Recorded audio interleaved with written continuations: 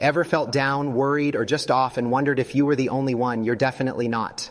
NAMI, the National Alliance on Mental Illness, says sometimes those rough patches can be a sign of something more serious. This video shares 10 mental health signs you shouldn't brush off. Just a heads up, some of this might be tough to hear. If it feels that way, please take care of yourself, even if it means clicking away. Okay, let's get into those 10 mental health signs. No is one. You've been sad or depressed for over 2 weeks. Everyone gets sad, but usually it passes. The American Psychiatric Association says really intense sadness that hangs around for more than 2 weeks could be depression. The National Institute of Mental Health points out that if you can't snap out of it or your sadness feels extra heavy, it's worth looking into. Ignoring it won't make it go away, and it's okay to seek help if it's affecting your daily life. Sometimes people with depression also feel numb or empty, which can make things even harder. If you're feeling stuck, therapy or medication can help, and it's never too late to reach out for support. With the right care, things can get better. It's important to remember that depression isn't a sign of weakness, and asking for help is a courageous first step toward healing. 2, your moods swing like crazy and you don't know why. Does your mood change super fast or for no clear reason? While it's normal for emotions to shift daily, NAMI warns that big dramatic mood swings that mess with your behavior and energy could be a sign of bipolar disorder. The American Academy of Pediatrics says red flags include being sad, angry, or super euphoric for most of the day, especially if it doesn't match what's going on in your life. If you notice this pattern affecting your relationships or schoolwork, it's worth talking to a professional about it. These swings can be exhausting, and finding the right treatment plan can help manage them. It can be tough for both you and those around you, but there's support available. You deserve to feel balanced again, and getting help can make that possible. Therapy, medication, and self-care strategies can make a significant difference in managing mood swings effectively. 3, your worry and anxiety are out of control. Ever get stuck worrying and just can't turn it off? The National Institute for Mental Health says this could be a sign of an anxiety disorder. Other signs include trouble relaxing, not sleeping well, racing thoughts, unexplained aches, or being easily annoyed. The Anxiety and Depression Association of America suggests if you've felt this way most days for at least 6 months, it's a good idea to chat with a mental health pro. Getting stuck in a cycle of worry can drain your energy, but talking it out can really help. Anxiety isn't just about feeling nervous. It can mess with your body too, causing things like headaches or stomach aches. Managing anxiety is possible with the right coping strategies and support like deep breathing or therapy. Learning how to break the cycle can bring a lot of relief. Small changes in your routine like exercise, meditation, or a relaxing hobby can also help reduce stress. Chapter 4. You've started pulling away from everyone. Taking some alone time can be good, but what if you're always making excuses to avoid people? Mental health experts like Raymond Starr Jr. and Howard Dubowitz say constantly avoiding people or things you used to like could point to mental health issues like depression, anxiety, or a psychotic disorder. Withdrawing from friends and family can leave you feeling isolated, so it's important to understand why this is happening. Sometimes you might feel like it's easier to be alone than to deal with the energy it takes to be around others. Reaching out to someone you trust, even just to talk, can be a huge step forward. Socializing, even in small ways, can help you reconnect with your support network. It's okay to take things slow and rebuild connections when you're ready. 5, you might be having delusions or hallucinations. Kamari and others explain that psychosis involves seeing or believing things that feel very real to the person experiencing them, even if there's proof they aren't. NAMI reports that up to 100,000 people in the U.S. experience psychosis each year, and about 3 out of 100 people will have a psychotic episode in their lifetime as a symptom of a physical or mental illness like schizophrenia. It can be scary, but remember, reaching out to a professional can help sort through what's real and what's not. Psychosis is often a symptom of a deeper issue, but with the right treatment, it's possible to feel more grounded. You don't have to face it alone. Help is available to help you through it. Early intervention can make a big difference in recovery.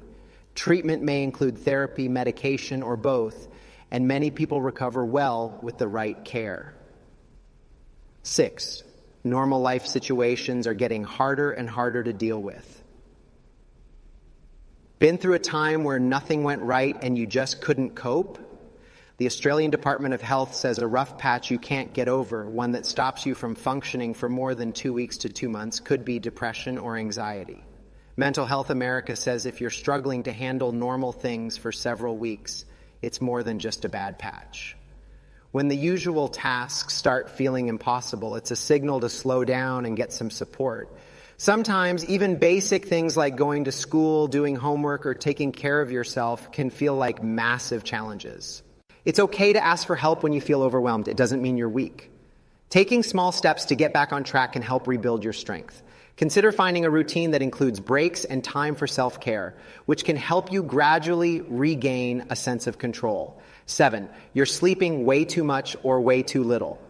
Harvard University School of Medicine believes 10 to 18% of people have sleep problems. But they also say sleeping too much or too little is 2 to 3 times more common in people with mental health conditions. About half of people with ADHD, depression, anxiety, or bipolar disorder deal with insomnia, can't sleep, or hypersomnia, sleep too much.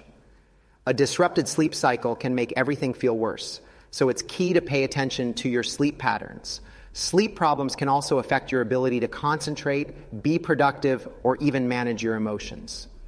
Fixing your sleep habits can be a game changer in improving your mental health. Sleep is an important pillar of mental health, and working on it can make other things feel more manageable.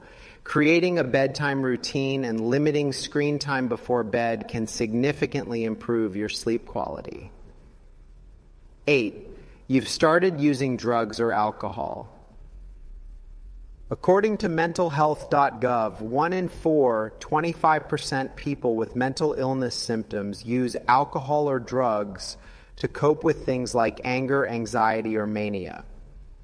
Experts think people with depression, anxiety disorders, personality disorders, or schizophrenia are more likely to use drugs and alcohol to self-medicate than those with other mental illnesses.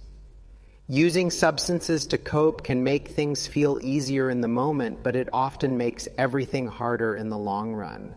Substance abuse can also create new problems such as harming your body or worsening mental health symptoms. Reaching out for support before it gets worse is really important. Professional help can guide you through the process of healing without relying on substances. A support group or therapy can also help you stay on track in your recovery. 9, you're having extreme anger outbursts. Does your anger feel impossible to control or way too big for the situation? If so, your anger might be yelling about your stress, unresolved grief, or anxiety. Healthline says extreme anger can also be a sign of past trauma, bipolar disorder, alcohol abuse, OCD, intermittent explosive disorder, or depression. If you're wondering if your anger is healthy, experts suggest noticing its physical and emotional signs first. Extreme anger can take a toll on your relationships, so it's important to explore why it's happening. Recognizing triggers can help, and learning new ways to manage anger can make a huge difference. Therapy, mindfulness, or other coping strategies can help you better understand your anger and find healthier ways to express it. Anger management techniques like counting to 10 or taking deep breaths can also give you time to cool off before reacting. 10, you've started thinking about self-harm or suicide. The Mental Health Foundation reports that up to 10% of people under 30 have thought about self-harm or suicide. There are many reasons like abuse, a big loss, trauma, or a disaster you couldn't avoid. Bradvik, 2018, found that about 90% of people who died by suicide also had a severe mental illness like bipolar disorder or depression. If you're having these thoughts, please reach out to a mental health professional for the help you need and deserve. No matter how overwhelming it feels, you don't have to go through this alone. Help is always available. Talking to a counselor or a trusted adult can start the path to healing, and there's no shame in reaching out. You are valuable, and there is hope for recovery. Crisis helplines and mental health professionals can provide immediate assistance, and they can help you create a plan to stay safe.